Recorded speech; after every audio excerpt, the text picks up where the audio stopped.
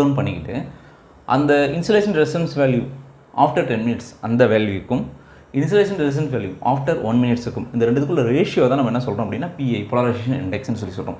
For example first நான் வந்து ஒரு ஆல்டர்னேட்டருடைய மெயின் ஸ்டேட்டருடைய வைண்டிங் வந்து நான் வந்து இன்சுலேஷன் ரெசிஸ்டன்ஸ் ரெஸ்டர் எடுக்கிறேன் அப்படின்னா ஃபஸ்ட்டு 1 மினிட்ல நான் யூக்கும் பாடிக்கும் பண்ணுறேன், எர்த்துக்கும் பண்ணுறேன்.